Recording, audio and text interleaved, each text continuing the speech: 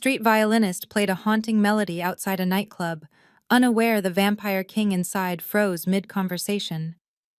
What she didn't know, it was his wedding song from 400 years ago, the night his bride was murdered.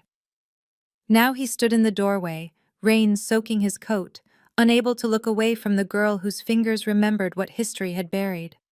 The rain had turned 10th Avenue into a river of neon and car lights, each droplet catching the glow from Club Nocturne's entrance like scattered diamonds across black asphalt.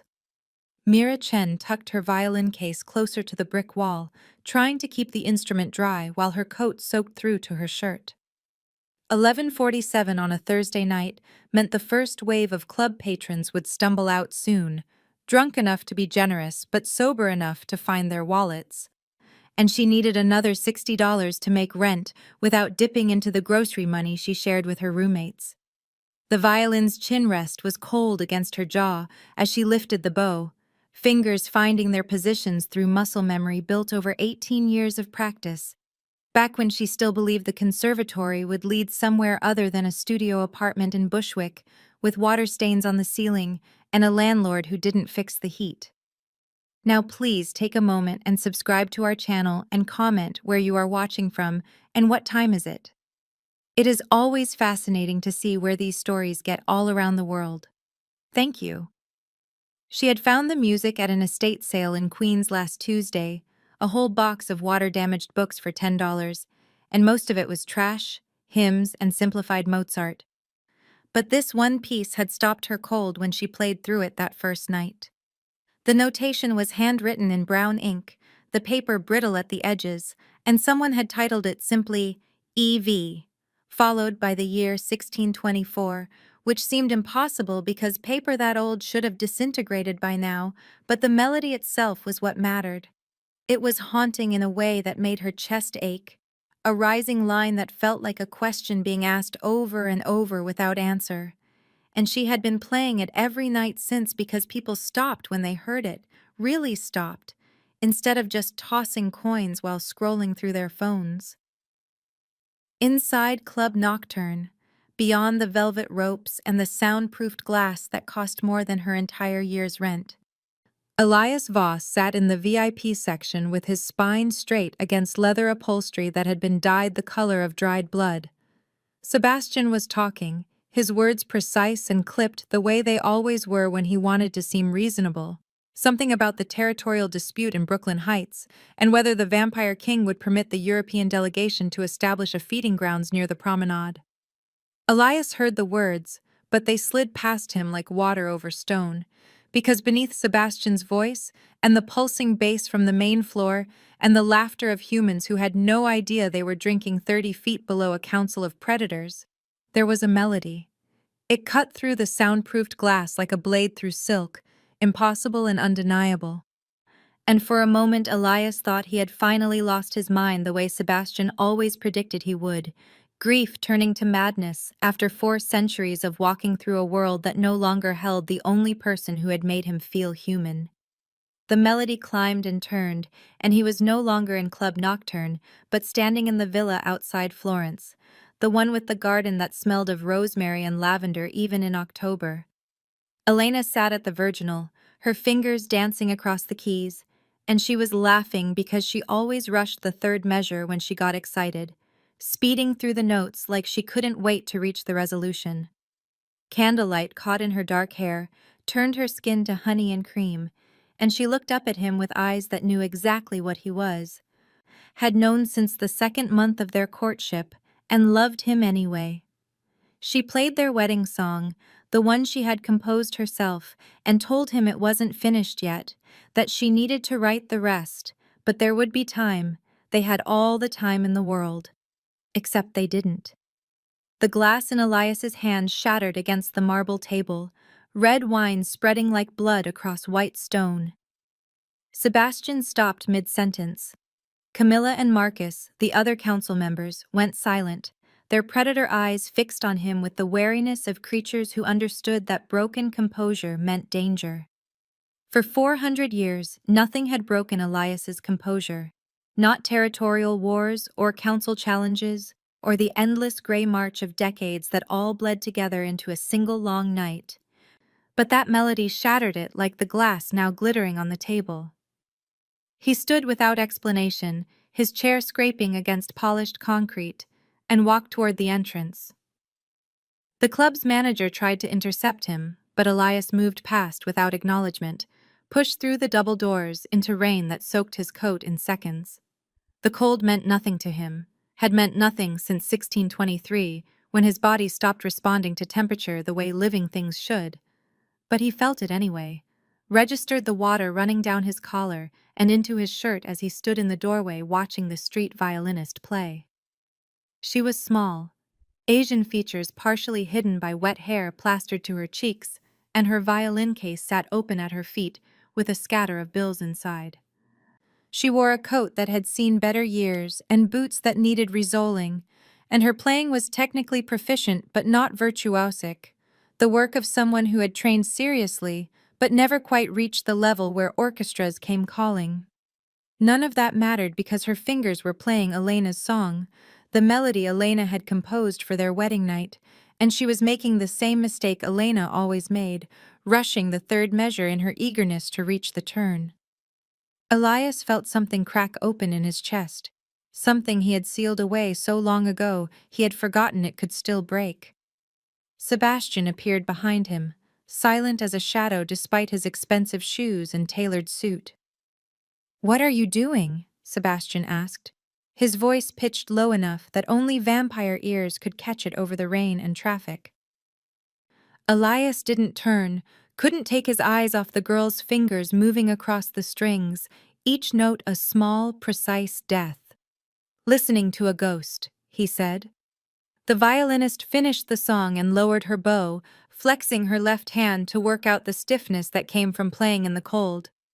Her violin case held $43 in assorted bills, which meant she was still 17 short of whatever goal she had set for the night, and Mira found herself hoping the next group of club patrons would be the generous kind of drunk instead of the handsy kind. She became aware of the man watching her before she looked up, some instinct that came from 3 years of playing on street corners, teaching her to distinguish between people who were just passing by and people who were focused on her with intent. He stood in Club Nocturne's entrance, rain soaking through a coat that probably cost more than her violin, and he wasn't smiling. He wasn't drunk either, she could tell that from the way he held himself, perfectly still in a way that made her skin prickle with warning. Dangerous, something whispered in the back of her mind. Predator. But she needed the money, and dangerous men sometimes tipped well if you didn't show fear, so she met his eyes and waited. He crossed the sidewalk, moving with a grace that seemed wrong somehow, too fluid, too controlled, and stopped just outside the invisible boundary of her performance space. "Where did you learn that song?" he asked. His voice was careful, each word placed with precision, and Mira's shoulders went tight with familiar defensiveness because she had dealt with this before. Men who thought buying a musician's time meant owning a piece of them. "Estate sale," she said. "Why?" The man tilted his head slightly, studying her face like he was looking for something specific, and up close she could see his eyes were gray, the kind of gray that reminded her of winter skies and old steel. He seemed to be working through some internal calculation, weighing options she couldn't see, and the silence stretched long enough that she almost told him to move along. She had work to do. Then he spoke again. "I will pay you $5,000 to play at a private event tomorrow night." Mira's first instinct was to laugh, because nobody offered that kind of money for a street violinist. But his expression didn't change, and she realized he was serious. $5,000 would cover 3 months of rent, make a dent in her student loans, let her fix the crack in her violin's soundboard that she had been ignoring for 2 years. It was too much money, way too much, which meant there was a catch. There was always a catch. "What kind of event?" she asked. "Private," he repeated, which wasn't an answer. "Why so much?" He went quiet again, and Mira watched emotions flicker across his face too fast to name, grief and longing, and something that looked like pain. "It was my wife's favorite song," he said finally. "She died a long time ago." The rain fell harder, turning the street into a blur of light and sound, and Mira felt her suspicion war with something else, something that recognized the truth in his voice when he talked about his dead wife. She thought about her mentor, Dr. Reeves, who had died of a heart attack in his office 2 years ago. How she still sometimes picked up her phone to call him before remembering he was gone. She understood grief, understood the way it could make people do strange things, hold on to fragments of the past like they were pieces of a sinking ship. "Okay," she heard herself say. "Tomorrow night. Where?" He reached into his coat and produced a business card, heavy stock with embossed lettering that read Voss Antiquities, and gave an address in Tribeca. His fingers brushed hers when he handed it over, and she suppressed a shiver at how cold his skin felt, colder than the rain, colder than seemed possible for a living person. 8 o'clock, he said. "Bring the sheet music." Mira nodded and tucked the card into her violin case, suddenly wanting this interaction to be over, wanting to be back in her apartment with the door locked and her roommates chattering about their day jobs and everything normal and safe. The man watched her pack up her violin with that same unnerving stillness, watched her tuck the case under her arm and count the bills in her pocket, watched her turn toward the subway entrance 2 blocks down. She didn't look back, but she felt his gaze on her spine until she descended the stairs into the tunnel's fluorescent brightness. Sebastian materialized beside Elias as the girl disappeared from view, his presence announced by the faint scent of the cologne he insisted on wearing, despite having no need to mask his scent from humans. "The council will not like this," Sebastian said. Elias finally turned away from the empty street, rain streaming down his face and dripping from his hair, and for the first time in decades Sebastian saw something in his expression that wasn't the careful mask of the vampire king. "The council does not need to know," Elias said, and walked back into the club, leaving Sebastian standing in the rain with an uneasy certainty that something had shifted, that the carefully maintained balance of the past 4 centuries was about to fracture in ways none of them could predict. Mira woke to sunlight cutting through the gap in her curtains and the smell of burnt toast from the kitchen where Jenna was probably attempting breakfast again. Her phone said 9:30, which meant she had slept through her alarm, and the business card on her nightstand seemed less real in daylight, the embossed letters almost mocking in their elegance.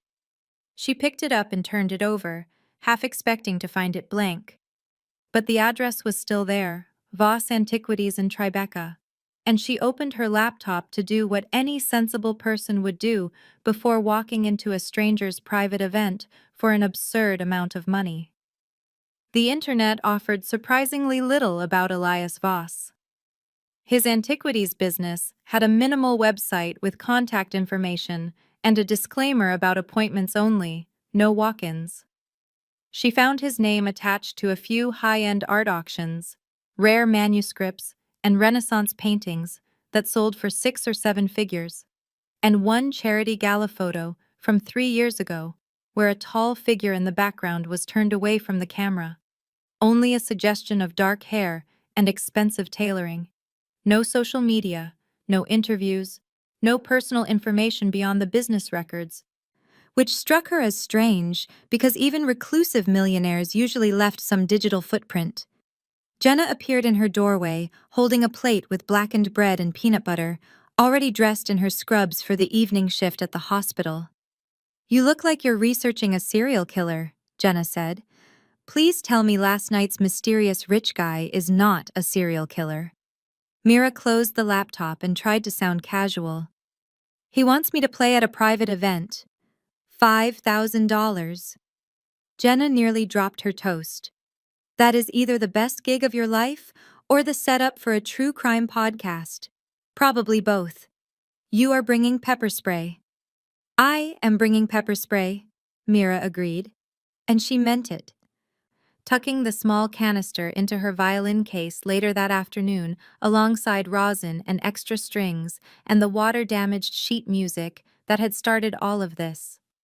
She told herself it was just a job, just a grieving widower who wanted to hear his dead wife's favorite song, but her hands shook slightly as she locked the case, and she could not shake the memory of how cold his fingers had been when they brushed hers.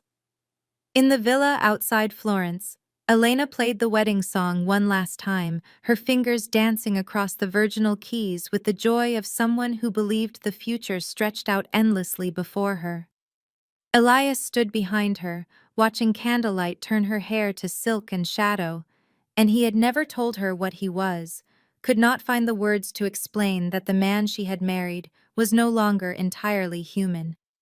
He had been changed only a year before meeting her, a desperate bargain with a vampire lord who found him dying from a hunting accident in the hills above Rome, and he had been trying to find a way back to mortality ever since, chasing rumors of cures and transformations that might let him grow old beside the woman he loved.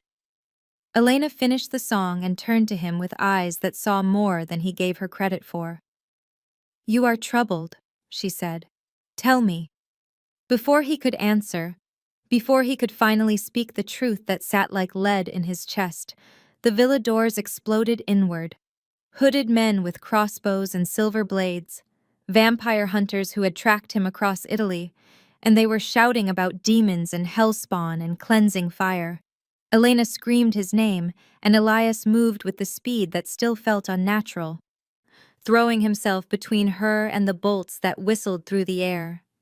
He killed 3 of them before he realized the 4th had gone around, had reached Elena while Elias was occupied, and when he turned, she was already falling, blood spreading across her wedding dress in a bloom of red.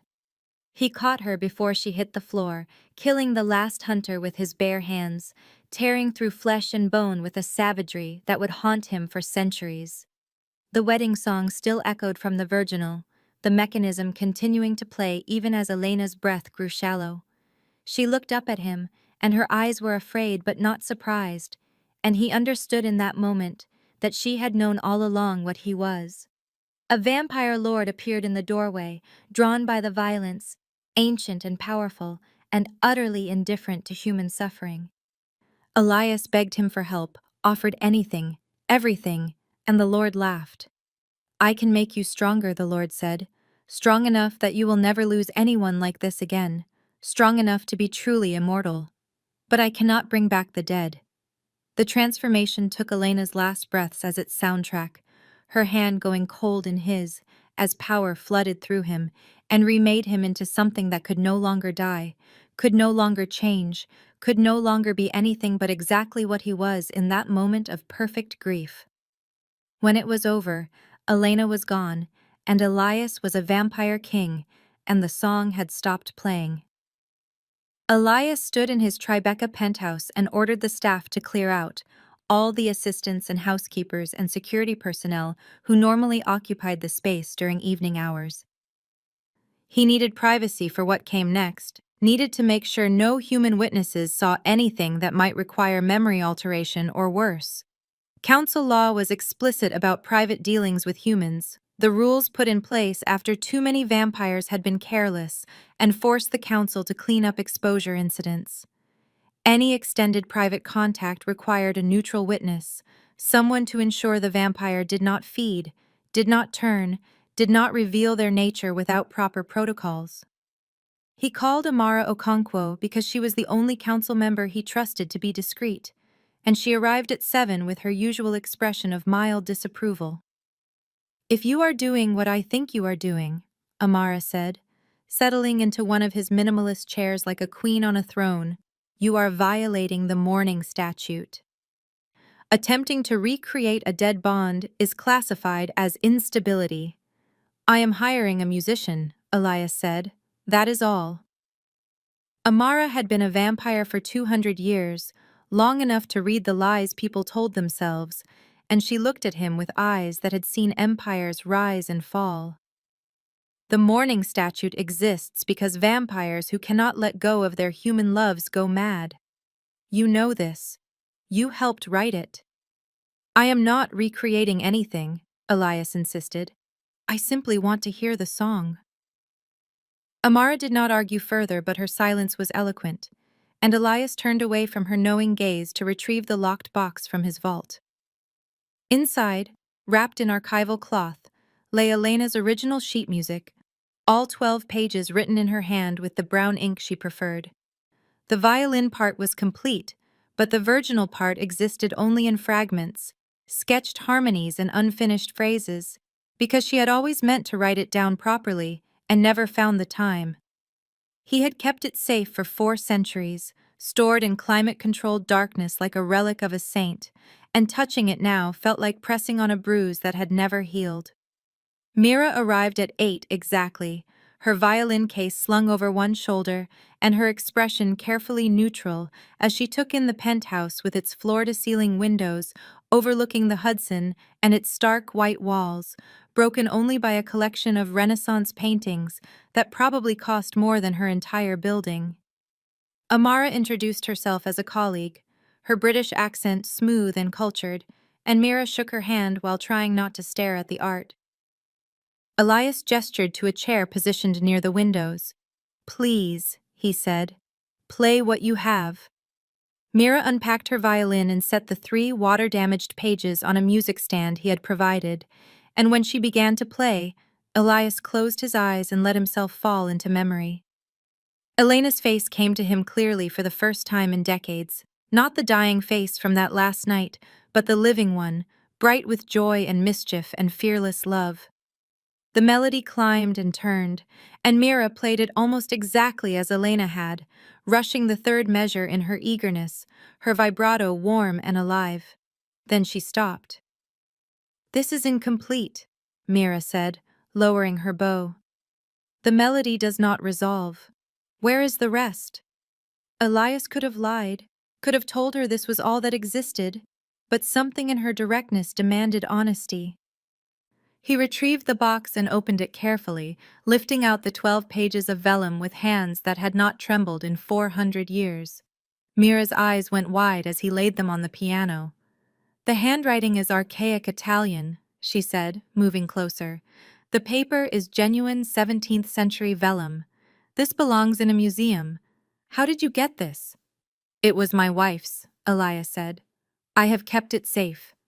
Mira picked up the first page with reverent fingers, studying the notation, and her expression shifted from wonder to confusion. "This is only the violin part. Where is the keyboard accompaniment?" "She always said she would write it down someday," Elias said, and his voice cracked on the last word. "She never did."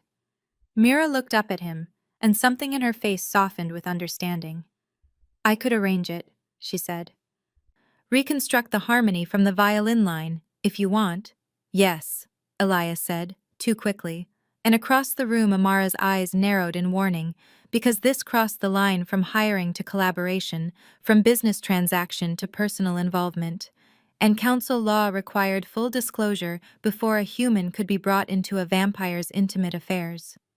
Over the next week, Mira came to the penthouse 3 evenings, arriving after sunset with staff paper and pencils, and a determination that reminded Elias painfully of Elena's focus when she was composing.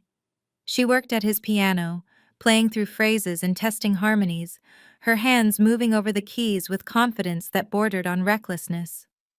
On the first night, she asked about his wife, and he said, "Elena, she was fearless," keeping his answer deliberately vague about time and place. On the 3rd night, he found himself watching Mira's hands too closely, seeing the way they moved like Elena's had, not identical but similar in their expressive certainty. On the 5th night, she played the reconstructed duet with a recording of the violin part playing through speakers, and the sound was so perfectly right that Elias had to leave the room before she could see his face. Mira was beginning to notice things.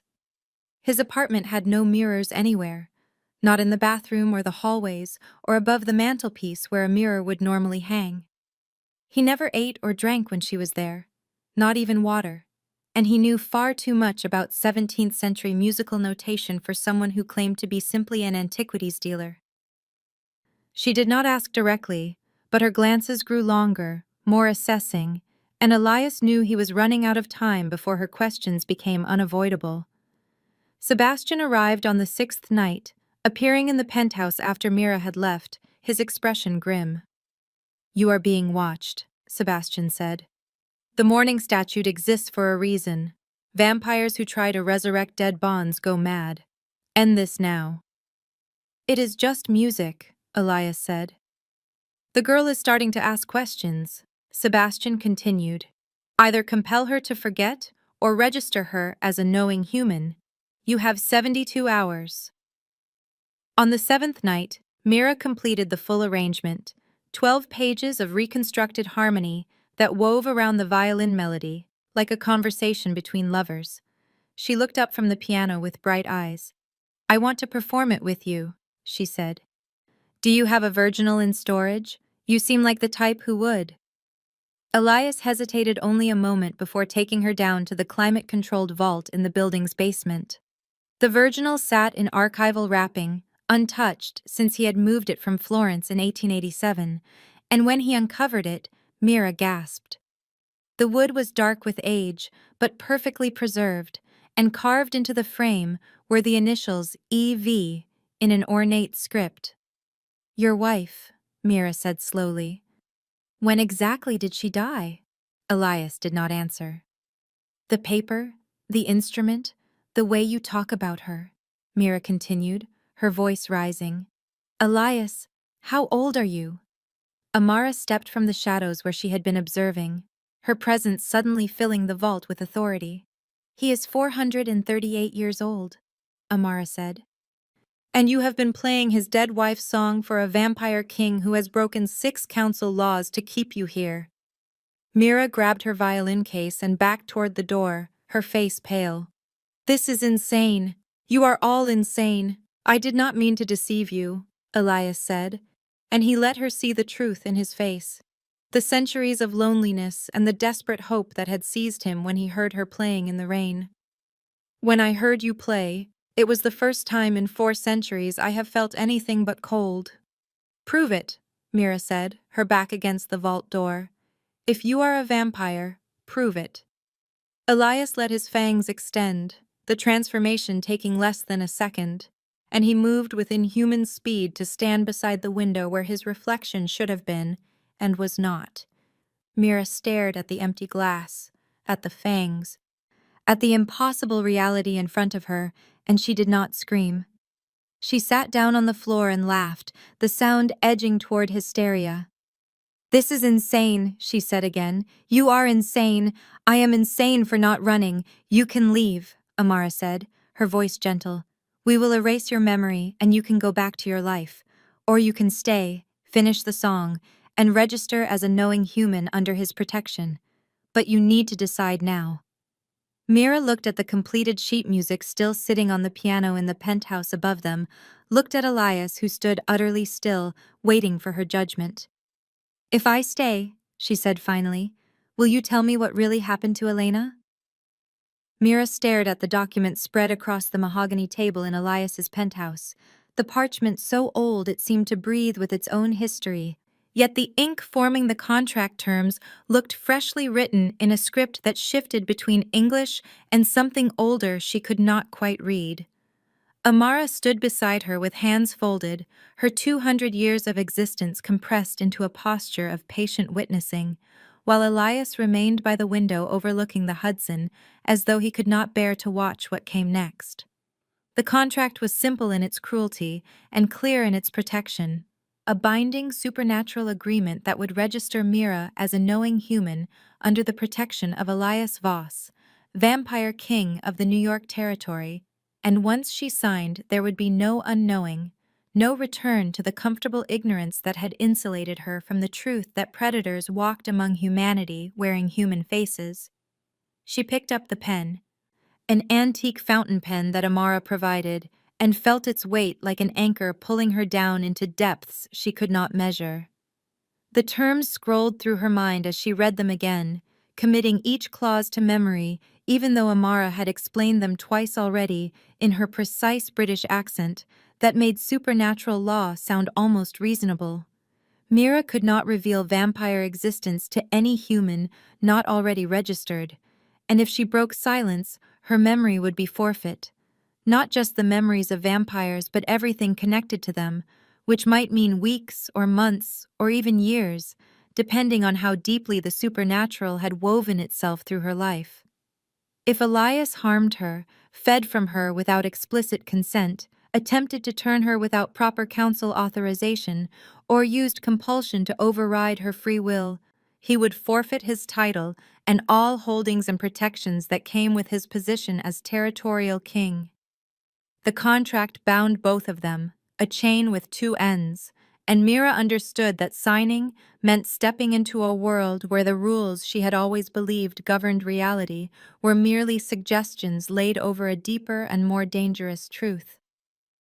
"He is not doing this for the music," Amara said quietly, her dark eyes fixed on Mira with an intensity that suggested she could see through flesh to the doubts and fears churning underneath.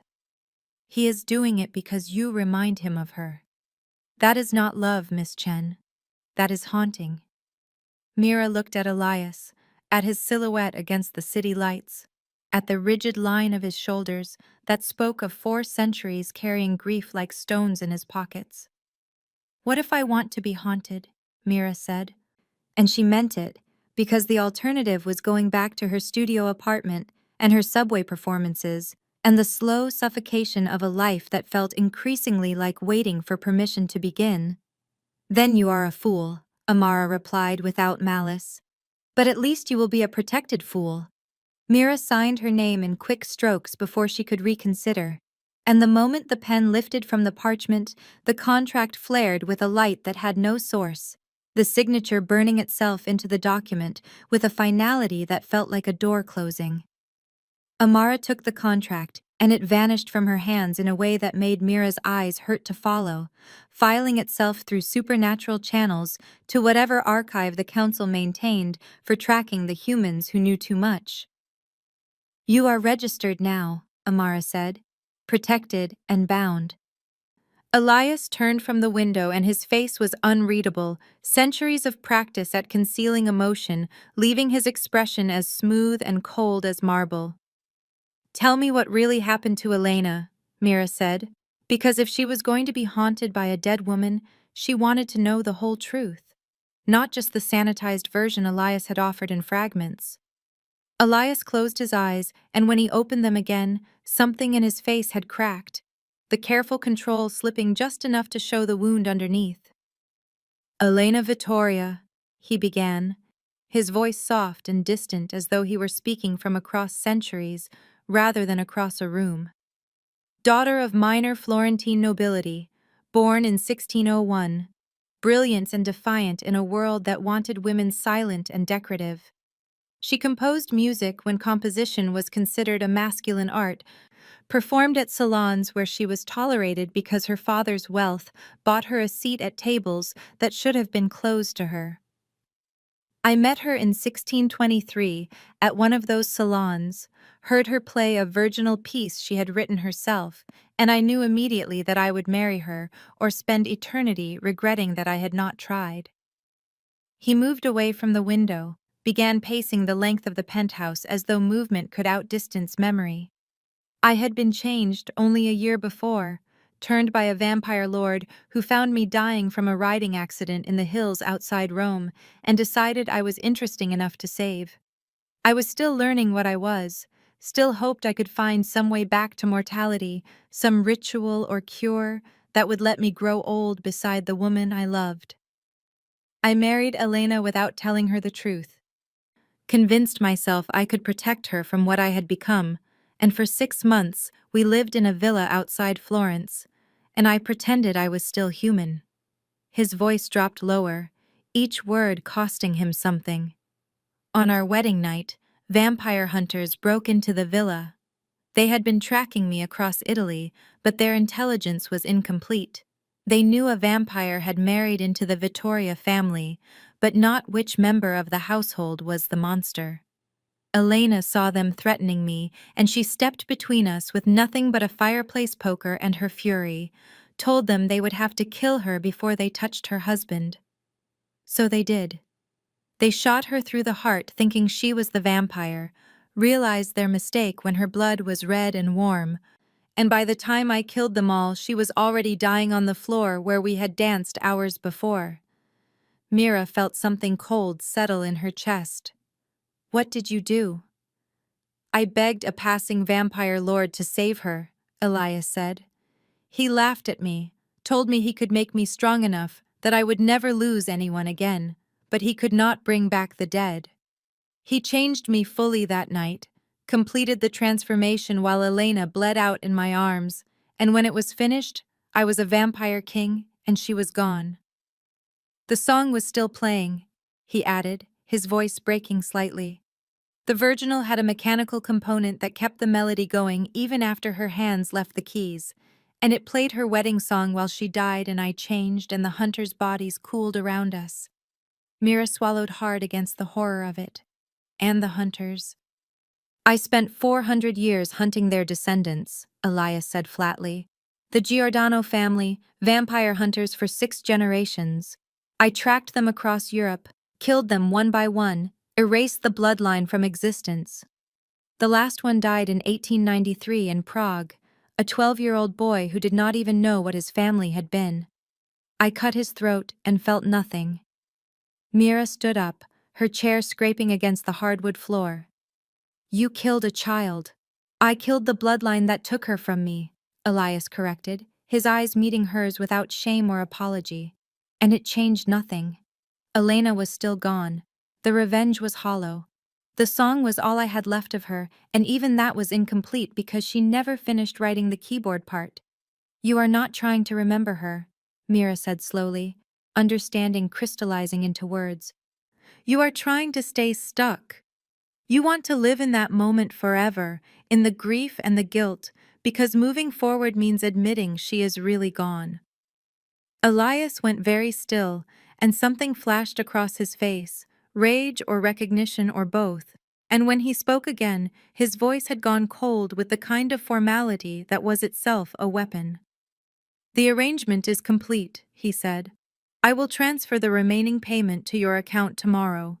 Thank you for your services, Miss Chen.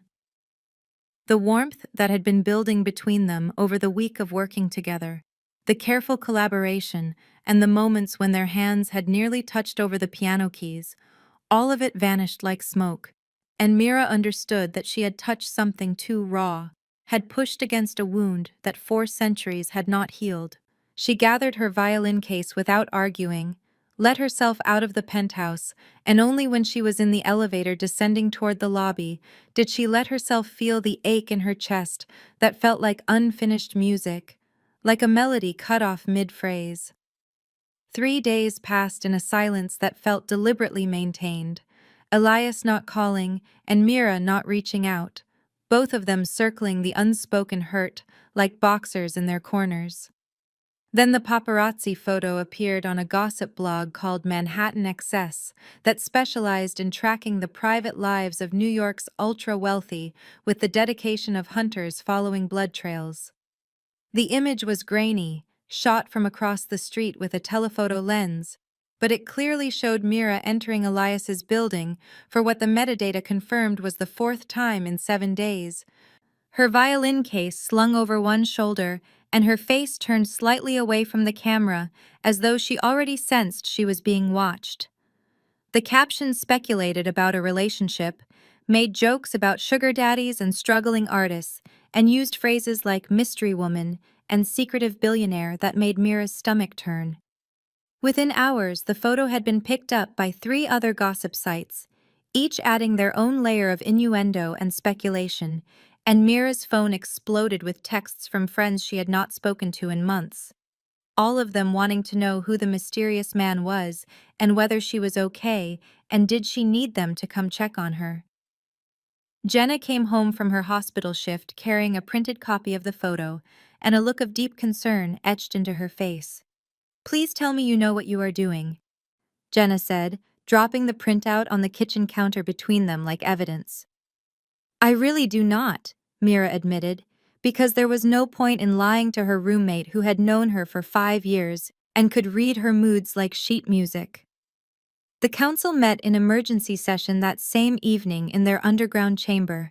The stone amphitheater that predated the subway system carved into bedrock beneath Manhattan, where human construction had never reached. Elias stood in the center of the circular floor, while Sebastian outlined the charges in a voice that carried the weight of formal accusation, exposure protocol violations that could result in forced relocation, or worse, depending on how the council voted. A human coming and going from a vampire king's residence drew exactly the kind of attention the council existed to prevent, Sebastian argued, and the fact that Mira was registered as a knowing human did not excuse the sloppiness of allowing paparazzi to document the connection. "This is not about a musician," Sebastian said, addressing the assembled council members who watched from their tiered seats with the stillness of predators waiting. "This is about a king who has become compromised by his attachment to a human. It makes him vulnerable. It makes all of us vulnerable." Elias was preparing his defense, marshalling arguments about the legality of hiring registered humans and the inevitability of some exposure in a city of 8 million, when Lord Constantine arrived uninvited, sweeping into the council chamber with an entourage of European vampires who had no business in New York territory. Constantine was old, perhaps 1,000 years, with the kind of beauty that looked carved from ice and eyes that held nothing but calculation layered over centuries of accumulated power. "I heard there was concern about a performance," Constantine said, in an accent that placed him somewhere in the Balkans, his voice carrying easily through the amphitheater. "I have come to hear this famous song that has occupied the Vampire King's attention so completely."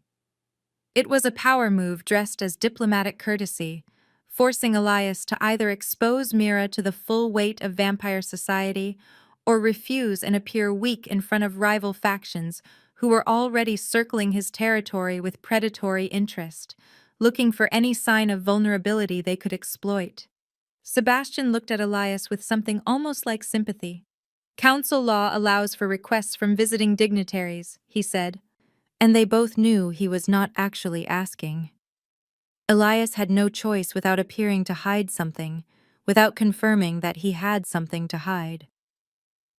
"I will arrange a private concert," Elias said, the words tasting like ash.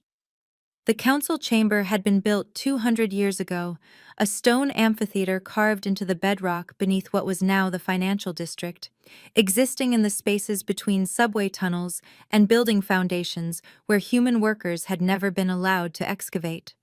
40 vampires filled the tiered seats, their stillness unnatural, their attention fixed on the small stage area where Mira stood with her violin, and tried not to think about the fact that she was surrounded by predators who could hear her racing heartbeat and smell her fear like perfume.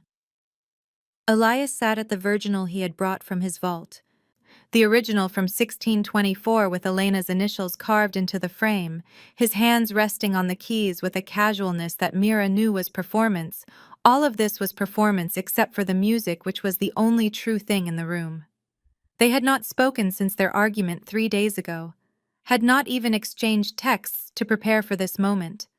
But when she raised her bow and met his eyes across the instruments, she saw something flicker in his expression that might have been apology or might have been farewell. She began to play, and Elias joined her on the second measure, their parts interweaving with the precision of something that had been waiting 400 years to be heard again. And Mira felt Elena's melody singing through her fingers as though the dead woman was guiding her hand. The music built and climbed and resolved into the final unfinished chord that hung in the air like a question without an answer, and when the last note faded, the silence in the chamber was so profound that Mira could hear her own breathing echoing off stone. Constantine began to applaud slowly, the sound sharp and deliberate, and around the amphitheater, other vampires joined him until the chamber filled with the hollow sound of hands clapping. "Remarkable," Constantine said, rising from his seat with predatory grace. "The Vampire King has found a human who plays his dead wife's part. Tell me, Miss Chen, does he call you Elena in the dark?" Mira saw Elias's jaw tighten, saw his fangs extend slightly as his vampire nature rose to the surface in response to the provocation, and she understood that this was the real trap. Not the performance, but what came after. "He does not call me anything," Mira said, setting down her violin with careful precision. "I am a musician. This is a job." "Then you will not mind playing for me," Constantine said, leaning forward with interest that felt predatory and cold. "I will triple whatever he is paying you." Mira felt the weight of every vampire in the room watching her, felt the political currents moving beneath the surface of what seemed like a simple offer, and she suddenly understood that council law allowed contract poaching if the human consented, a rule meant to prevent vampire monopolies on human talent, but weaponized now to strip Elias of the one thing he had allowed himself to want in centuries. She looked at Elias and saw what it would cost him to lose the song again. To have even this ghost of Elena taken away and given to a rival who would use it purely as a symbol of dominance.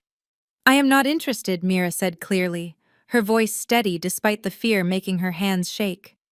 Constantine smiled, and it did not reach his eyes, his expression cold as winter. "Pity," he said softly. "I would have ensured you lived long enough to finish your career. Human lifespans are so brief." The chamber erupted in whispers, vampires leaning toward each other with commentary that Mira could not quite hear, and Elias moved with inhuman speed, crossing the space between them and taking her arm with a grip that was firm but not painful. They were out of the underground chamber and into a car before the council could react, before Constantine could say anything else. And in the back seat, Mira started shaking as adrenaline finally caught up with her nervous system. "He threatened me," she said, her voice barely above a whisper. "He did worse," Elias said grimly, staring straight ahead as the car pulled away from the curb. "He marked you." The brownstone in Brooklyn belonged to Amara, and was warded with protections Mira could feel but not see, a weight in the air that suggested nothing uninvited could cross the threshold without triggering defenses she did not want to imagine. Elias paced the length of the living room, while Amara made tea in the kitchen, the ritual of preparation offering comfort, even though Mira knew the vampire archivist did not drink it herself. "By publicly refusing Constantine, you became a status symbol," Elias explained, his voice tight with controlled fury. "Now every vampire who wants to undermine me has incentive to target you, to take you, hurt you, or turn you just to prove they can. You have become a piece on a chessboard I never should have brought you to." Mira set down her teacup with enough force that it cracked against the saucer. "You should have told me this would happen. I did not sign up to be a pawn in your vampire politics." "You are right," Elias said, and the admission seemed to cost him something, his shoulders dropping as though a weight had finally become too much to carry. "I was selfish. I wanted the song. I wanted to hear her music again, wanted to feel something besides the cold that has been my existence for 4 centuries. I will erase your memory. You can go back to your life. I will make sure Constantine understands you are off limits. That you were compelled and had no real choice in any of this." Part of Mira wanted exactly that, wanted to forget vampires and councils, and the way Elias looked when he played Elena's song with his eyes closed, and his face transformed by grief into something almost human. But she had seen too much, felt too much, and the music had connected her to something bigger than subway platforms and tip jars, and the small, careful life she had been building out of rejection letters and compromise. "I want to finish the song," Mira said suddenly, the words coming before she had fully formed the thought behind them. "The real way. Not this duet. There is a third movement. I can feel it in the structure." Elena meant to write more. Elias stared at her as though she had spoken a language he had forgotten how to understand. "How do you know that?" "Because the harmony does not resolve," Mira said, pulling out the sheet music she had brought with her, the 12 pages of vellum that Elias had preserved for 400 years. She pointed to the final measures where Elena's violin line hung, suspended on a cord that wanted to go somewhere else, that was waiting for something. "This is not an ending. This is a question waiting for an answer." Elias studied the notation with eyes that had read more music than Mira could imagine, and his expression shifted from skepticism to wonder as he traced the melodic line with one finger. "She always said the song was incomplete," he said quietly. "I thought she meant the keyboard part, that she had not finished writing out the accompaniment. But you are right. The harmonic structure suggests a third voice, something that would answer the question the duet asks." "Then we finish it," Mira said, feeling certainty settle into her bones like the rightness of a perfect fifth. "Together. And maybe when it is done, you can let her rest." Amara stood in the kitchen doorway watching them with an expression that suggested she had seen this kind of hope before and knew exactly how much it could cost. But she said nothing as Elias and Mira bent over the sheet music together, searching for the ghost of a melody that Elena had never lived to write down. Mira spent the next 2 weeks living in a suspended state between her old life and something she could not yet name, working on the third movement in Elias's penthouse, where the virginal sat like a monument to the past, and her violin case rested against the wall like a promise of the future. Elias provided details about Elena's compositional style with the precision of someone who had spent 4 centuries memorizing every quirk and preference, explaining how she loved complex fugues that turned back on themselves like labyrinths, how she favored unexpected modulations that shifted the emotional ground beneath the listener's feet without warning. She would start in a minor key and resolve in its relative major, Elias said one evening as they sat side by side at the piano, his hands demonstrating on the keys, while Mira took notes in the margins of manuscript paper. She believed music should surprise you, should take you somewhere you did not expect to go, but once you arrived, you could not imagine having gone anywhere else. Mira absorbed everything, stealing techniques and ideas from a woman 400 years dead. And slowly the third movement began to take shape under her hands, a melody that wove the violin and keyboard themes together before fracturing into something entirely new. The late nights accumulated into a routine that felt dangerously domestic, Mira working at the piano until exhaustion overtook discipline, and she would fall asleep with her head pillowed on her arms, the manuscript pages scattered around her like fallen leaves. The first time it happened, Elias let her sleep for 20 minutes before gently shaking her awake, but the second time he simply covered her with a blanket from the bedroom and sat in the nearby chair watching her breathe, remembering what it was like to be human enough to need sleep, to be vulnerable and mortal and blissfully unaware that monsters existed. She looked younger in sleep, the worry lines around her eyes smoothing out, and Elias felt something shift in his chest that was not quite pain, but close enough to make him turn away before the feeling could name itself. "Did you love her? Or do you just love grief?" Mira asked one night without preamble, setting down her pencil and turning to face him with the directness that he had come to expect and dread in equal measure. The question hung in the air between them like smoke, and Elias considered lying, considered offering some romantic platitude about eternal devotion, but Mira's eyes were too clear and too knowing for anything but truth. "I do not know anymore," he admitted finally, the words tasting like confession. "When I remember Elena now, I am not sure if I am remembering her or remembering my memory of her. The same scenes played so many times they have worn smooth like stones in a river. I remember loving her. I remember the feeling of it. But the feeling itself has become a story I tell myself about who I used to be." Mira nodded as though she had expected exactly that answer, as though she had asked the question already knowing what he would say, but needing him to hear it spoken aloud. "Maybe finishing the song is not about bringing her back," Mira said gently. "Maybe it is about letting yourself say goodbye." The breakthrough came 3 days later at 2 in the morning when Mira had been working for 6 hours straight, and her fingers were cramping and her eyes burned from reading notation by lamplight. She had been trying to force the third movement to resolve back into Elena's original themes, trying to create unity and closure. But everything she wrote felt false and mechanical, music that was technically correct but emotionally dead. Then she stopped trying to resolve it at all, Stop trying to bring the melody home, and instead let it fracture into something entirely new, a theme that honored the past without being imprisoned by it, that acknowledged grief while reaching towards something beyond grief.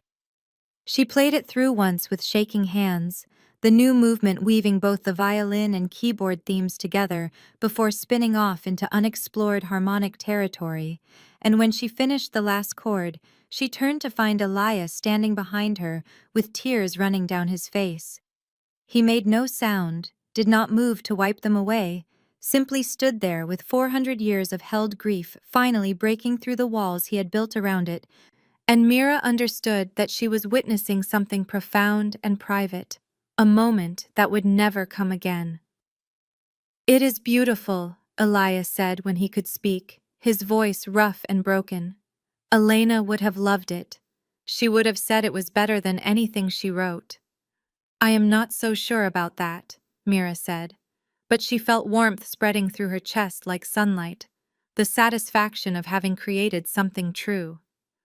Elias crossed the distance between them and took her hands in his skin cool against her warmth. And for a moment, Mira thought he might kiss her, might finally acknowledge the thing that had been building between them through all these late nights and shared music.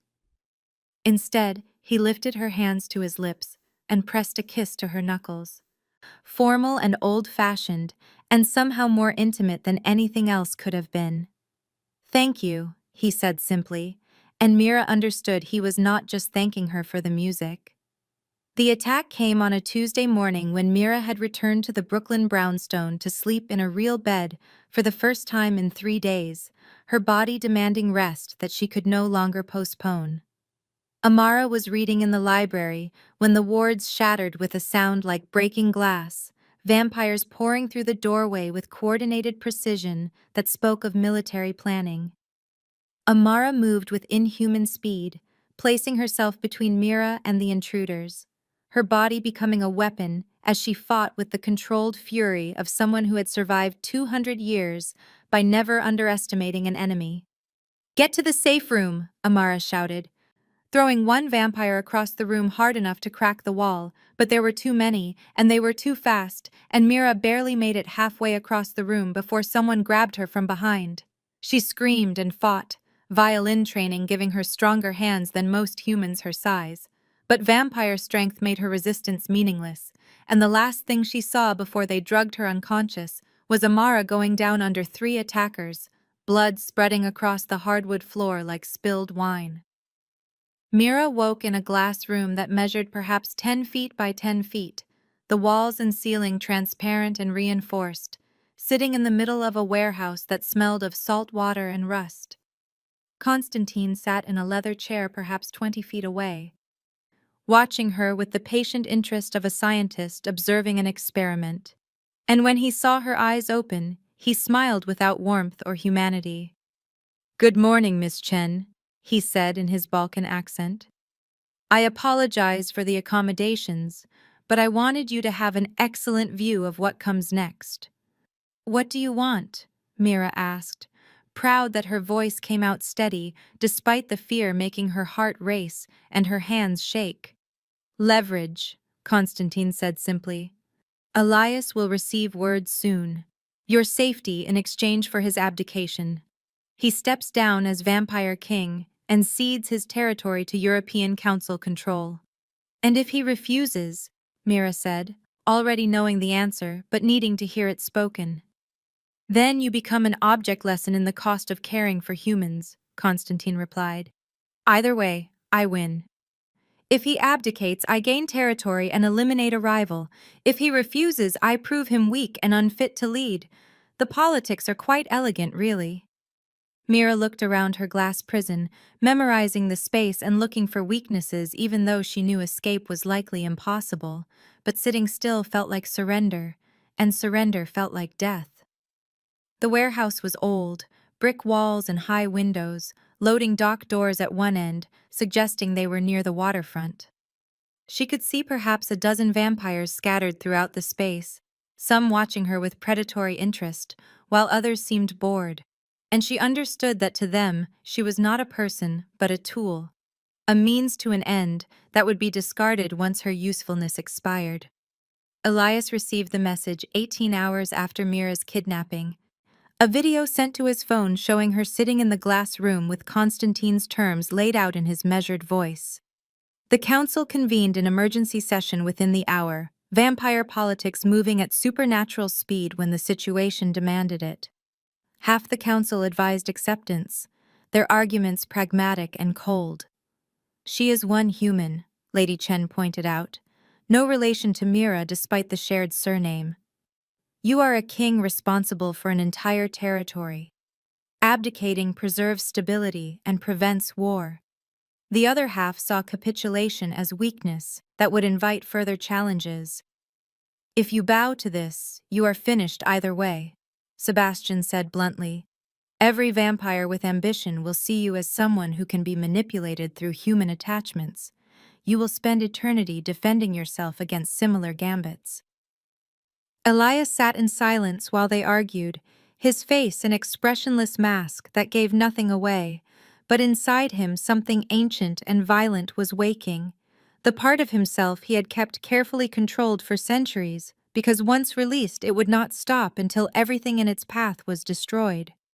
He would not negotiate, would not trade his position for Mira's safety, because negotiation implied Constantine had the right to make demands, and Elias would not grant him that legitimacy. I am going to kill him, Elias said quietly, and the council chamber fell silent. You cannot, Lady Chen protested.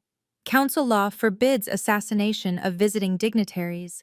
It creates international incidents. Council law allows lethal response in defense of registered humans under our protection, Elias corrected, his voice cold as winter. Constantine has committed an act of war. I am simply responding in kind. He stood and left the chamber before anyone could argue further, before Sebastian could offer support, or Lady Chen could cite more regulations, because the thing waking inside him did not care about politics or laws or consequences, cared only about getting Mira back, regardless of what it cost. Mira had been in the glass room for 22 hours, when Constantine decided to explain his real motivations, apparently bored with waiting and wanting an audience for his triumph. You should understand this is not really about territory, he said conversationally, as though discussing weather rather than kidnapping and murder. Elias has ruled too long, grown too powerful, forgotten that vampire society functions through balance, and no one king should dominate for centuries without challenge. Love makes even kings into fools, he continued, leaning forward with genuine curiosity. I want to know if you understand what you have done to him. He was untouchable before you, feared and respected, and completely alone. You made him vulnerable. You made him care. And now he will destroy himself trying to save you, which is exactly what I want. Mira met his eyes through the glass and refused to look away, refused to give him the satisfaction of seeing her break. If he destroys himself saving me, at least he will have been human one more time before the end, she said. Better to feel something real, even if it hurts, than to spend eternity pretending you are already dead. Constantine laughed, the sound sharp and mocking. You think love redeems him? He has killed thousands, hunted a family to extinction, including a child. He is a monster who has found a human pet. That is not redemption. That is delusion. Maybe, Mira agreed, but it is his delusion to have, not yours.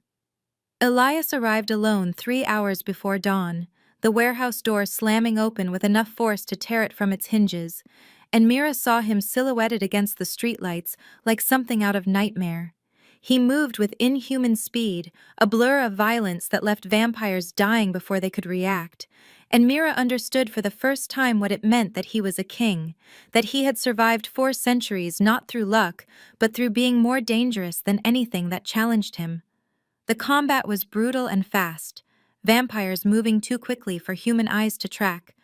But Mira saw enough, saw Elias tear through Constantine's guards with efficiency that spoke of centuries of practice, saw him take a blade to the shoulder without slowing down, saw him fight with the kind of focused rage that would not stop until everything opposing him was destroyed, or he was. Constantine met him in the center of the warehouse, their confrontation finally happening with Mira trapped in her glass room as unwilling audience. They were more evenly matched than the guards had been, both ancient and powerful, trading blows that would have killed younger vampires instantly. "You care for her," Constantine said, circling like a predator. "That makes you weak." "It makes me remember what I am fighting for," Elias replied, and drove a stake through Constantine's chest with enough force to crack ribs. The older vampire staggered but did not fall, pulling the stake free with a snarl, and Mira saw her chance. She had been testing the glass walls for 24 hours, pressing and kicking and looking for any weakness, and she had found one. A small crack near the base where the glass met the concrete floor. She grabbed the metal chair that was the room's only furniture, and smashed it against the crack with all her strength, once, twice, 3 times, until the glass spiderwebbed and then shattered outward. She ran toward the loading dock, toward escape and safety, but one of Constantine's remaining vampires intercepted her, grabbing her arm with bruising force. Mira did not think, did not plan, simply grabbed a steel pipe from the debris scattered around the warehouse and swung it like a baseball bat, connecting with the vampire's head hard enough to make him release her with a hiss of pain. She kept swinging, kept fighting, no longer the helpless human waiting to be rescued, but someone who refused to make it easy for the monsters trying to kill her. Elias saw her fighting and something in his chest cracked open, pride and terror mixing into something he could not name, and the distraction cost him. Constantine drove a stake toward his heart, and Elias twisted at the last second, taking it through the shoulder instead, but the blessed wood burned like acid and his vision went dark at the edges. He fell to his knees, wounded and bleeding, and Constantine raised a second stake for the killing blow. Then Mira was there, her steel pipe connecting with Constantine's arm hard enough to break bones, and the older vampire turned toward her with a snarl. Big mistake.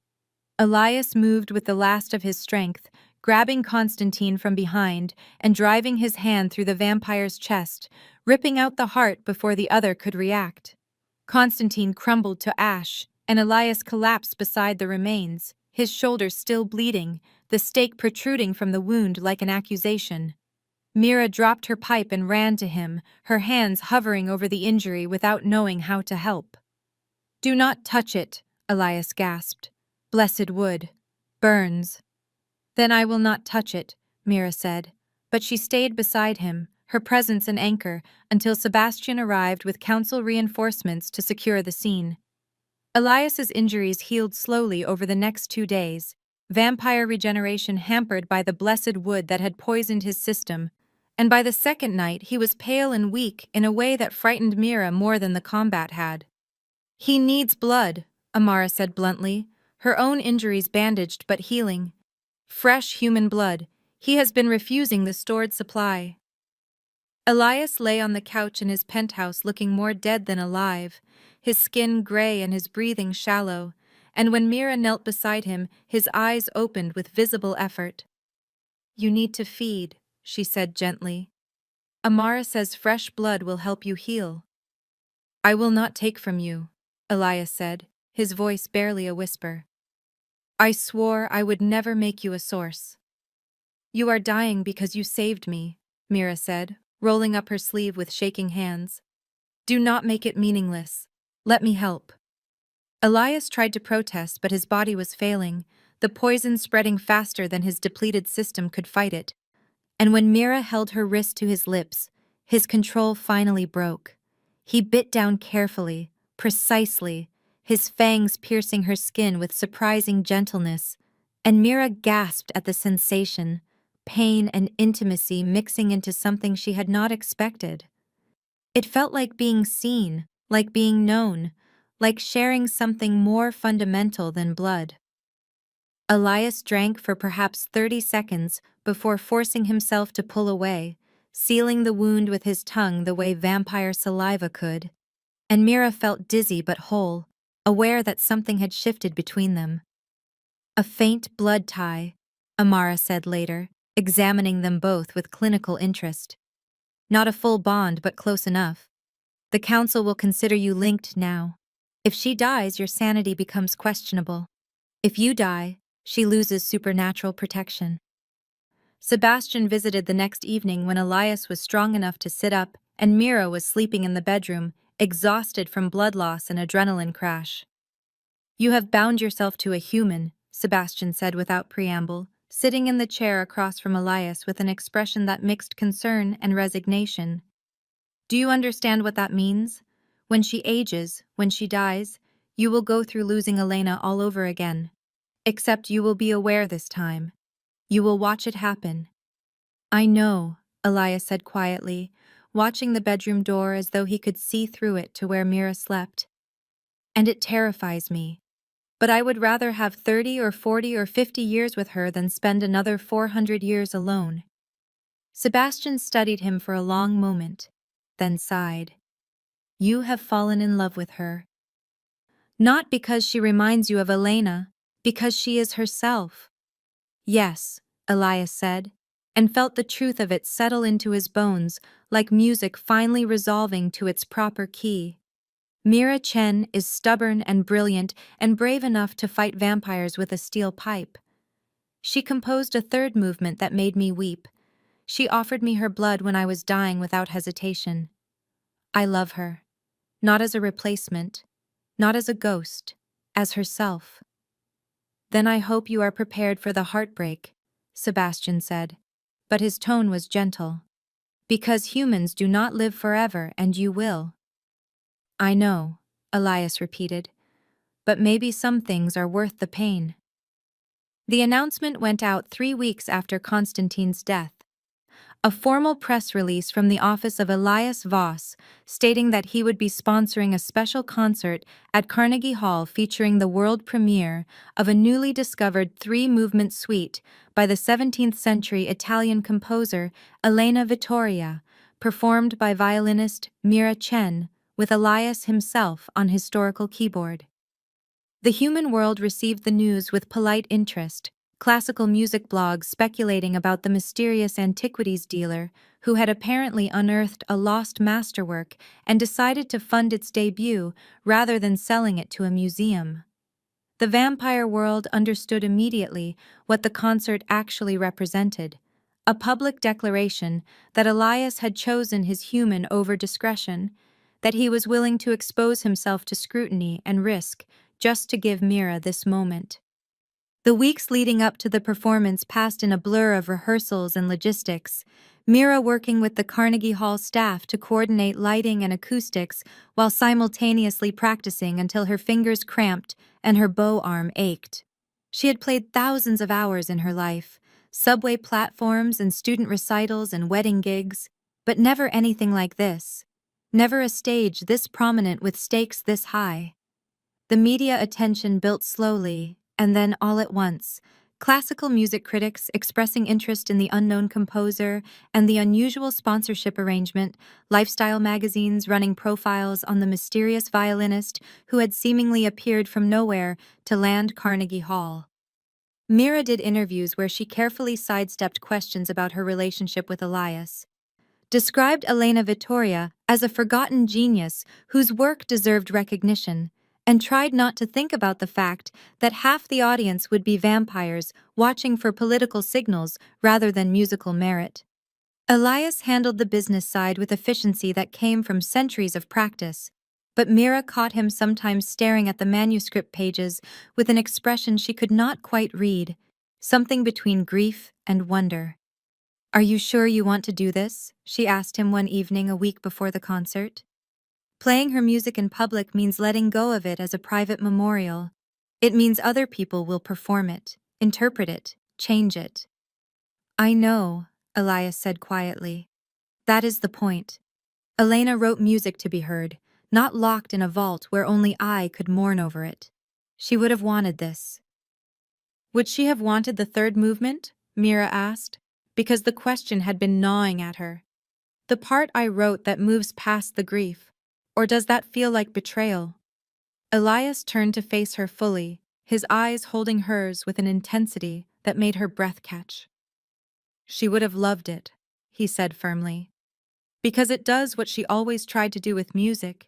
It takes pain and transforms it into something beautiful. You honored her by refusing to stay trapped in the tragedy. The night of the concert arrived with the inevitability of a storm, Carnegie Hall filling with an audience that had no idea they were watching vampire politics play out through classical music. Mira stood backstage in the green room wearing a black concert gown that Elias had insisted on buying her. Simple and elegant and expensive enough to make her nervous about spilling anything on it. Her violin case sat on the dressing table, the instrument inside worth more than everything she had ever owned combined, a Guarneri that Elias had pulled from his vault, claiming Elena would have wanted her to play on the best. He appeared in the doorway 10 minutes before curtain wearing formal black that made him look like he had stepped out of a different century, his dark hair pulled back in a style that emphasized the timeless quality of his features. "You look terrified," he observed, not unkindly. "I am terrified," Mira admitted. "What if I mess up? What if I am not good enough? What if the third movement falls flat and everyone realizes I am a fraud who had no business touching Elena's work? Then you will be a human musician who tried something difficult and did not quite succeed," Elias said. "That is not a tragedy. That is just being alive. But you will not fail. I have heard you play this piece 100 times, and it is extraordinary.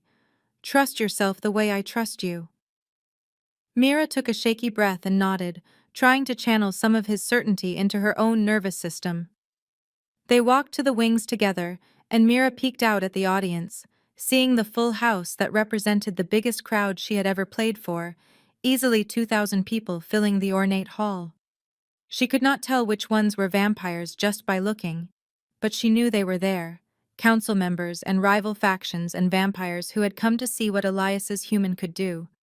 The lights dimmed, and Elias walked onto the stage first, settling himself at the virginal that had been carefully transported from his penthouse and tuned to period specifications.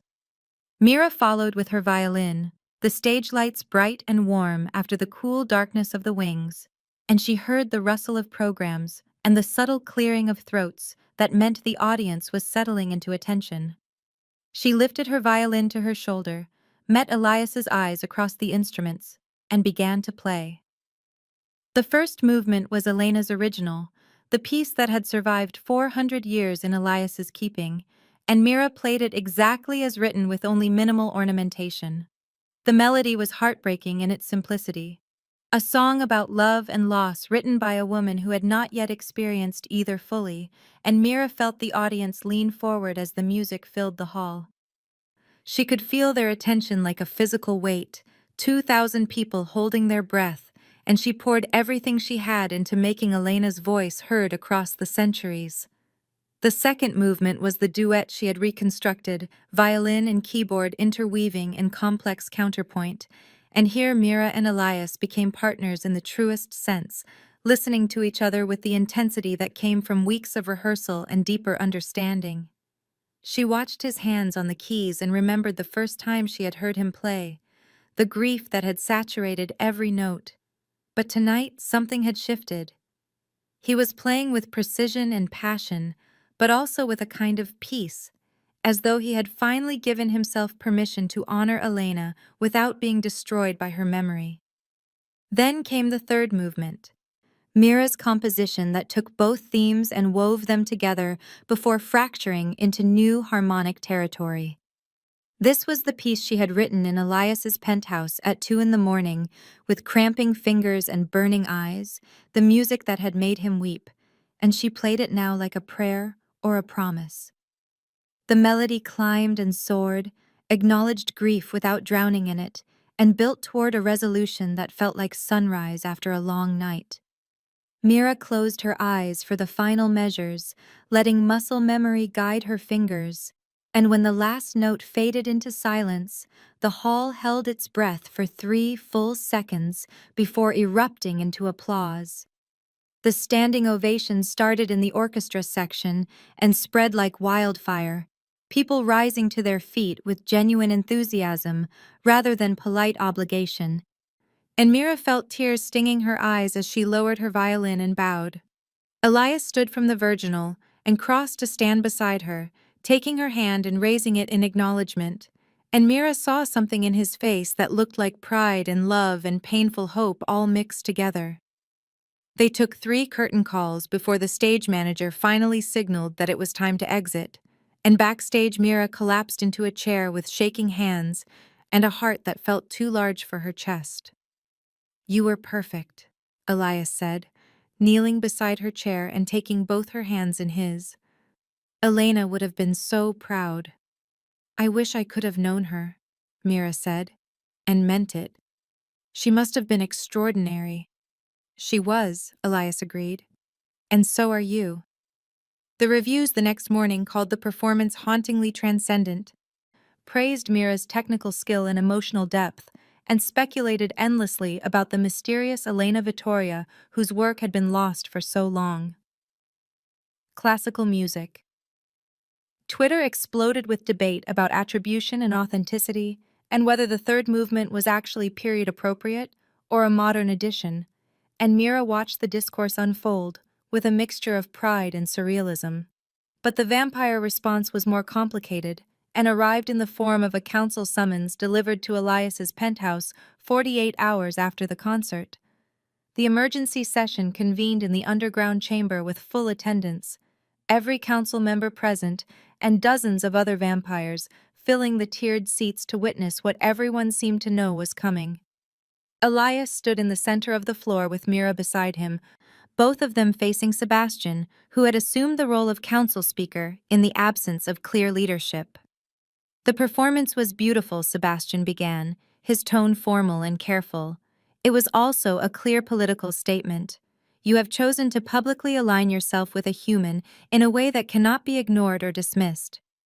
Ancient statute forbids vampire rulers from forming permanent bonds with humans," he continued, and Mira felt ice forming in her stomach.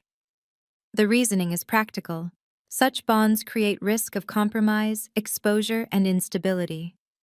A ruler who can be manipulated through attachment to a mortal becomes a liability to all vampires under their protection. Therefore, we offer you a choice," Sebastian said, and his expression suggested he took no pleasure in the ultimatum. "Remain vampire king and sever all ties with Mira Chen, or abdicate your position and keep your bond with her. You have until sunset tomorrow to decide." The chamber erupted in murmurs, vampires leaning toward each other with commentary that ranged from shocked to satisfied depending on their political allegiances, and Mira felt Elias's hand tighten around hers. "We need to talk," she said quietly, and they left the chamber without asking permission, walking out into the night air that felt cold after the stifling tension underground. They returned to the penthouse, and Mira paced the length of the living room while Elias stood by the window in the posture she had come to recognize as his thinking stance, still and silent as stone. "I am not asking you to give up anything," Mira said finally, the words bursting out of her like a dam breaking. "I never asked for this bond. I did not even know what it meant when you fed from me. You cannot throw away 300 years as vampire king because of me." "But I want to," Elias said quietly, turning to face her. "That is what you are not understanding. I have been king for 3 centuries, and it has given me power and purpose and exactly 0 moments of genuine happiness. You have given me more joy in 3 months than I have felt in 400 years. The title is not worth losing that." "You do not know that yet," Mira argued. "Give it time. Let the bond fade. Maybe in a few years you will realize this was infatuation or transference or something other than love, and you will regret having sacrificed everything." Sebastian appeared in the doorway without knocking, his ability to bypass locks a reminder that he was himself ancient and powerful. "There is a loophole," he said without preamble. "The law forbids permanent bonds with humans. If Mira agrees to be turned, she would be vampire, not human. The statute would not apply." Mira felt her whole body go cold at the suggestion, vampire transformation being the one thing she had never seriously considered, despite everything else she had accepted. "I do not want to be a vampire," she said clearly, looking at Sebastian and then at Elias. "I do not want to drink blood and never see sunlight and watch everyone I know age and die while I stay frozen. I want to be human. I want to grow old. I want to be me." Elias crossed the room and took her face in his hands, his touch gentle despite the supernatural strength in his fingers. "Then you will be human and grow old and be yourself," he said firmly. "I would never ask you to change that." Sebastian nodded as though he had expected exactly that answer. "Then you know what you have to do." The formal abdication happened the next evening in the council chamber, with all the ceremony that 400 years of vampire tradition demanded. Elias signed the papers that transferred his title and territory and all associated powers to Sebastian as interim king, the documents ancient and binding, written in languages that predated English and sealed with supernatural oaths that could not be broken. He spoke the ritual words renouncing his claim to rulership, and Mira watched as something shifted in the chamber's atmosphere, power reallocating itself to settle on Sebastian instead. The council promised to honor Elias's life in recognition of his centuries of service, meaning he would not be executed for the political inconvenience of his abdication. But he lost everything else in that moment, lost his protection and territory and title, lost his place in the hierarchy that had defined him for 300 years, became just another vampire in a city full of them, with no special status and no guaranteed safety. When it was finished and the papers were signed and witnessed, Elias walked out of the chamber as an ordinary vampire for the first time since 1724. Mira followed him into the night, and they stood on the street corner in the financial district surrounded by humans who had no idea they were witnessing the end of an era. "You gave up everything for me," Mira said. "Guilt and gratitude and fear, all mixing into something that felt like drowning."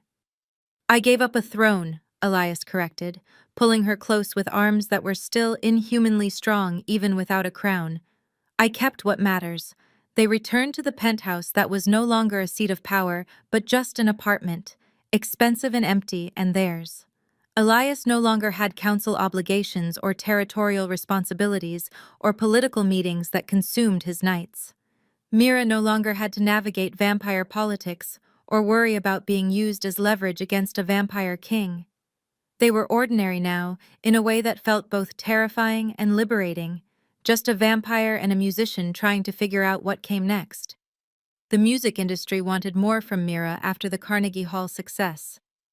Orchestras reaching out with commission requests and conductors asking about future performances, and she said yes to the opportunities that excited her and no to the ones that felt like selling out.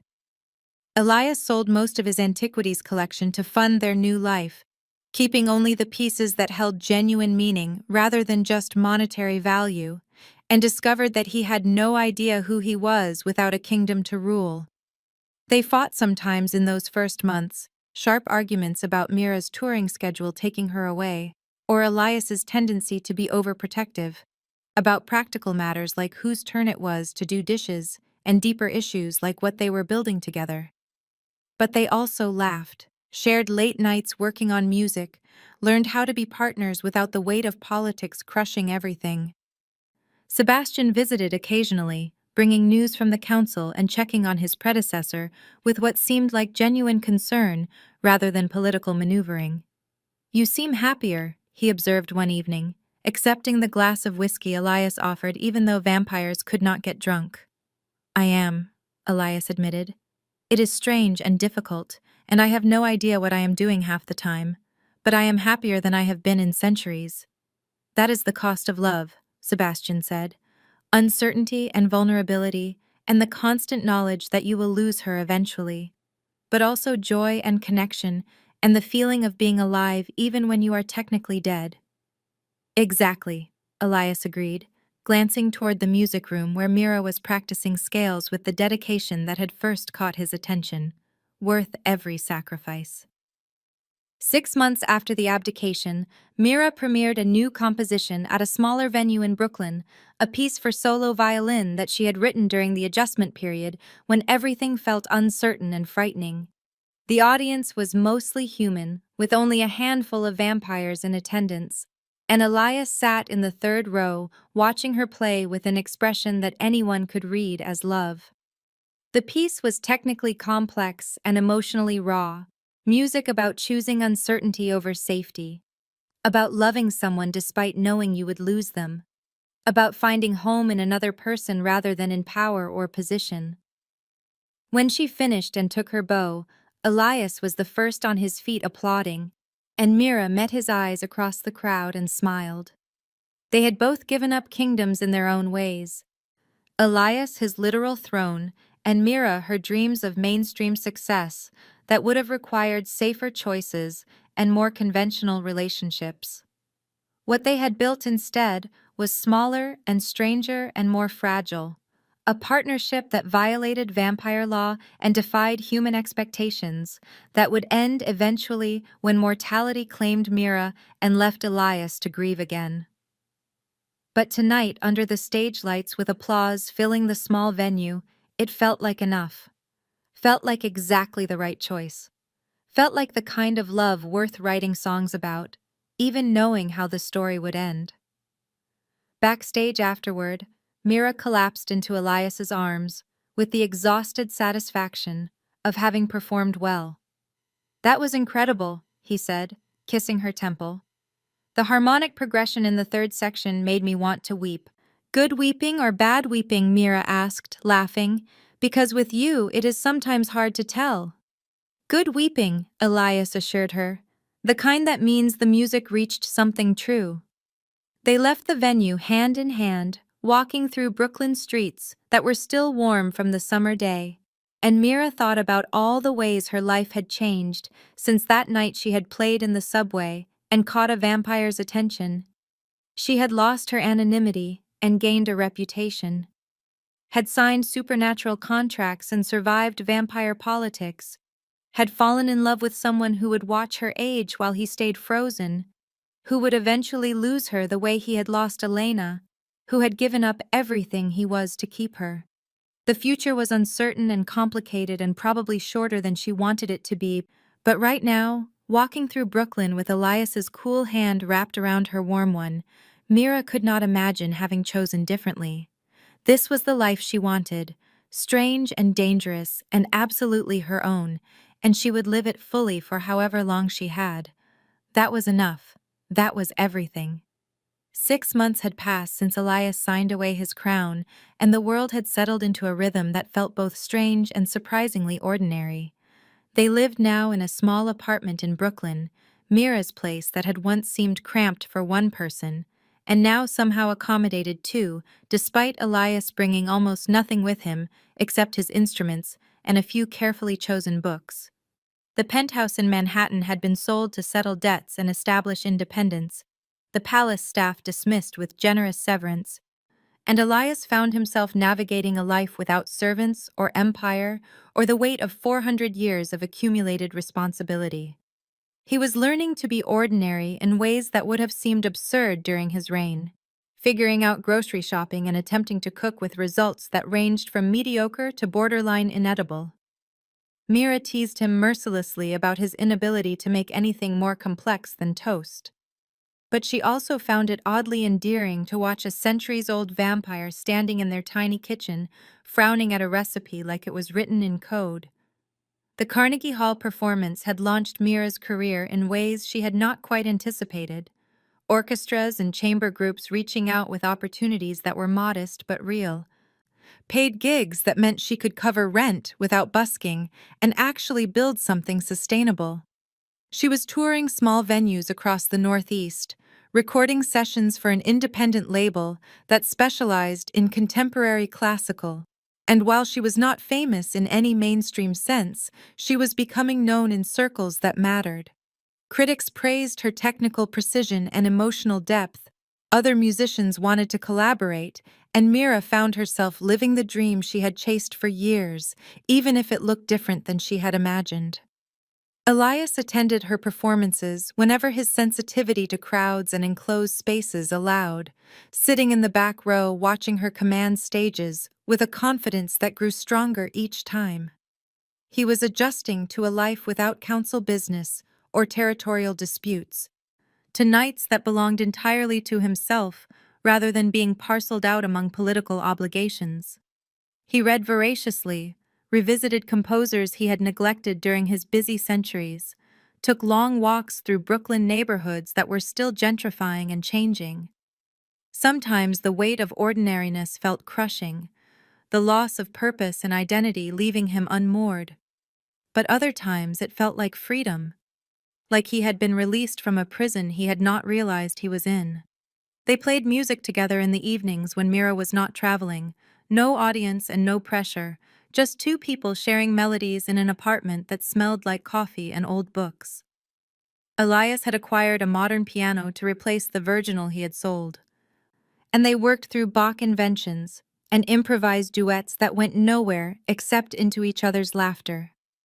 These were the moments Elias treasured most, the simple domesticity of making music with someone he loved without any political subtext or supernatural complication.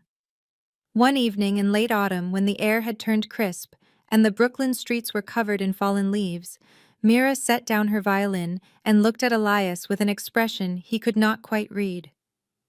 "Do you regret it?"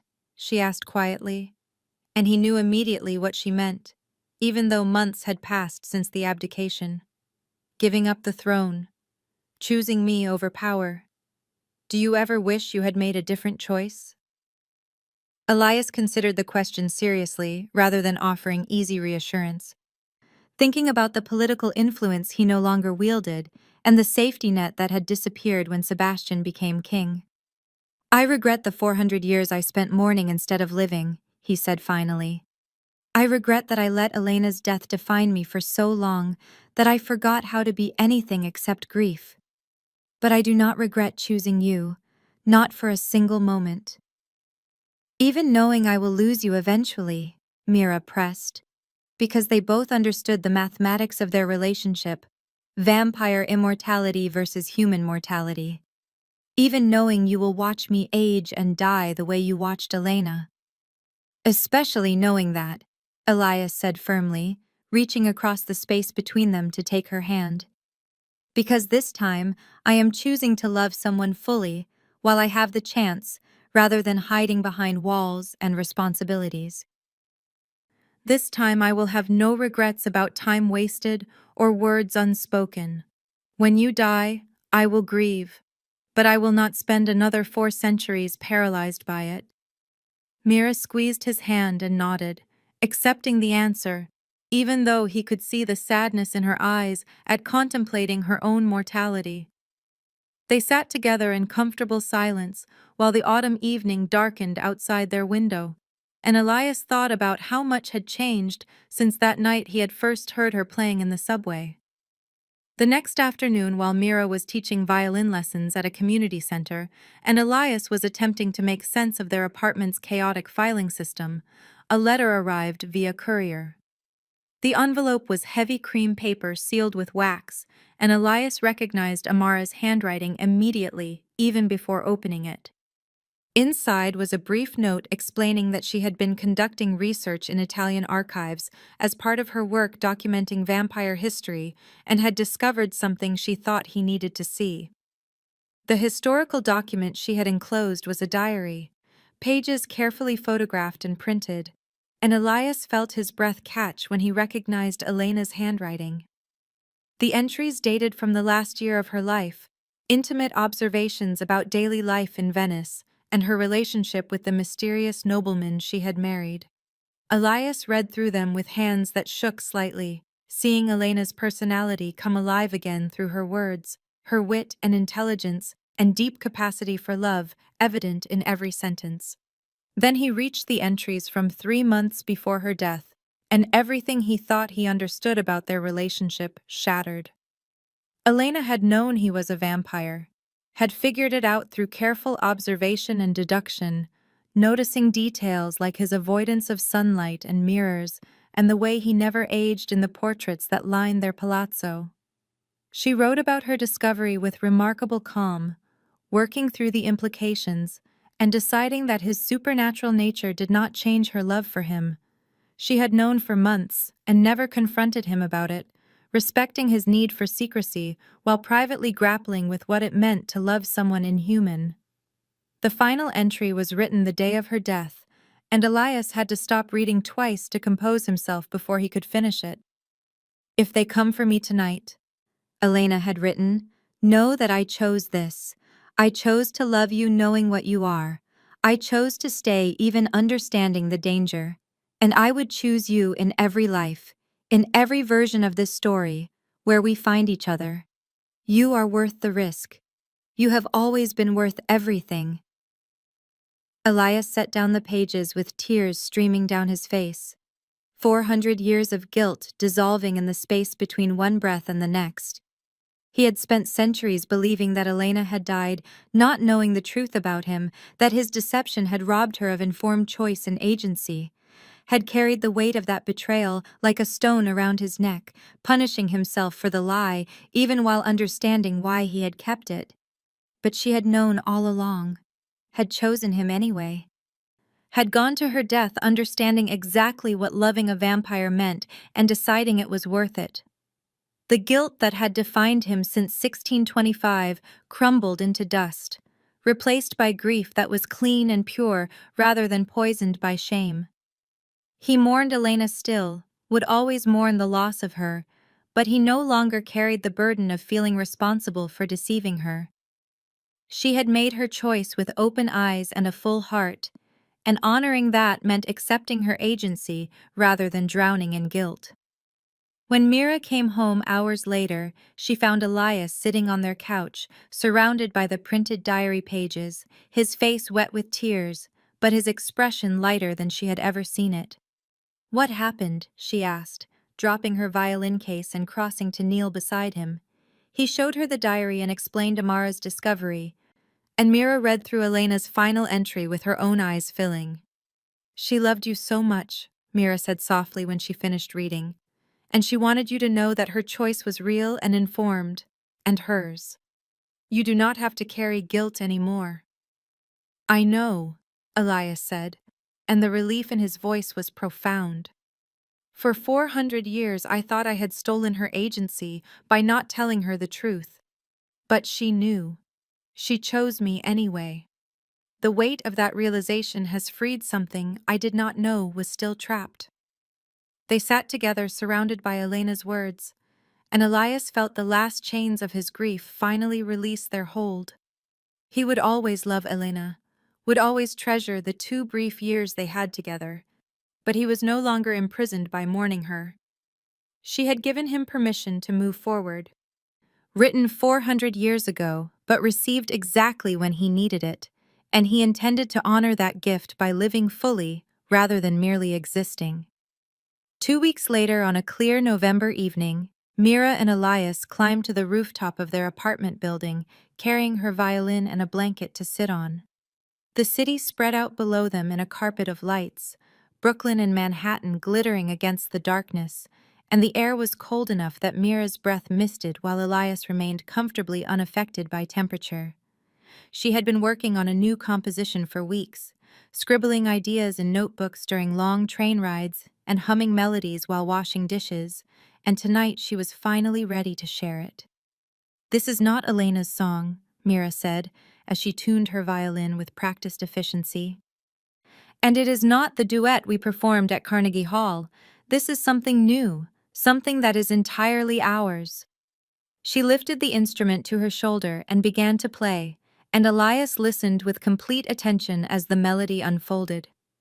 The piece was simpler than her previous compositions, more modern in its harmonic language, but it carried an emotional weight that came from honest observation rather than manufactured drama. It was music about finding home in another person, about choosing love despite uncertainty, about building something new rather than clinging to the past. The violins sang clear and bright in the cold air, the notes drifting across the rooftop, and dispersing into the November night, and Elias felt something shift inside him as he listened. For the first time in centuries, he was not looking backward, not measuring the present against memories of Elena or comparing every experience to his lost golden age. He was fully present in this moment, with this woman playing this music, grateful for what he had rather than grieving what he had lost. Mira finished the piece and lowered her violin, looking at Elias with an expression that mixed hope and vulnerability. "What do you think?" she asked, needing his honest opinion rather than empty reassurance. Elias crossed the rooftop to stand beside her, taking her free hand in his and pressing a kiss to her cold knuckles. "It is perfect," he said sincerely. "It sounds like us, like everything we have been through and everything we are building. Play it again." Mira smiled and lifted her violin once more, beginning the piece again from the opening measures, and Elias settled onto the blanket to listen with the patience that came from having infinite time. The music filled the rooftop and drifted down to the street below, where the city continued its endless rhythm of movement and noise and life. A figure watched from the shadows across the street, and if Elias had been paying attention to anything except Mira's playing, he would have recognized Sebastian's distinctive stillness. The interim vampire king stood perfectly motionless on the Brooklyn sidewalk, his enhanced hearing easily picking up the violin's melody from 5 stories up, and his expression was unreadable. After several measures, he nodded once, a gesture that could have meant approval or warning or simple acknowledgement that he knew where his predecessor lived. Then Sebastian turned and disappeared into the night with supernatural speed, leaving no trace except the faint displacement of air that marked his passing.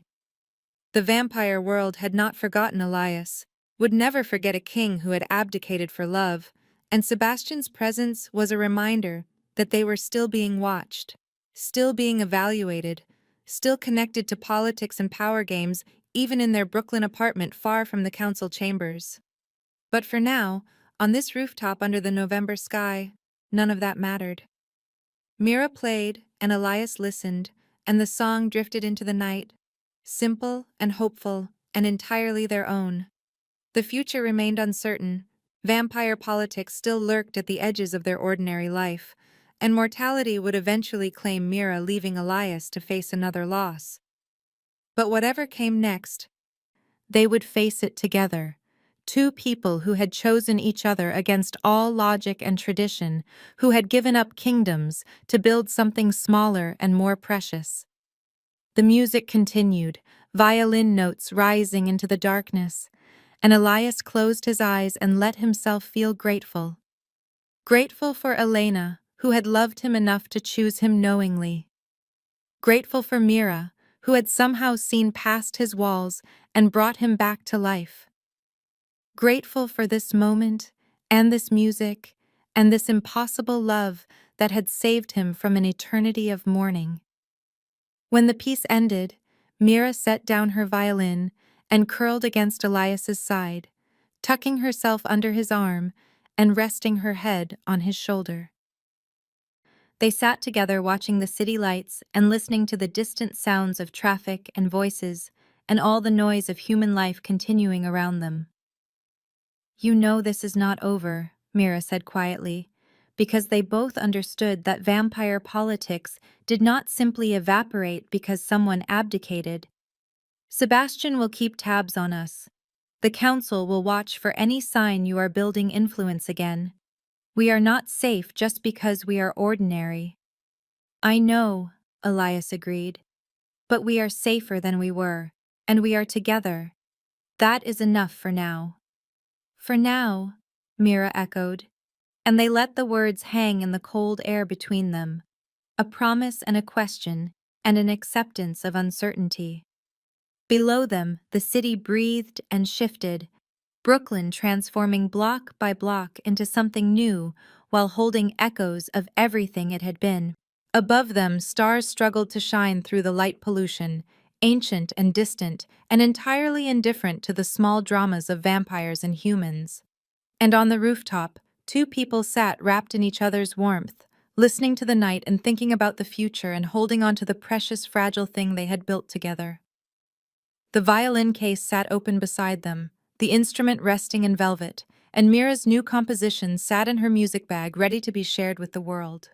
Tomorrow she would return to rehearsals, and Elias would attempt another cooking experiment, and life would continue in all its mundane, complicated glory. But tonight they had this moment, this quiet space carved out of the chaos, this song that belonged only to them. Whatever darkness waited in the shadows, whatever political machinations Sebastian was planning, whatever grief the future held when mortality finally claimed Mira, they would face it the way they had faced everything else. Together, with music, with love that had been worth every sacrifice. The night deepened and the city lights glittered, and somewhere in the distance, a subway rumbled beneath the streets carrying strangers to unknown destinations. Mira and Elias sat on their rooftop and watched the world turn, and for this one perfect moment, everything was exactly as it should be. The end was only a beginning. The song would continue, and love, as always, was worth the cost.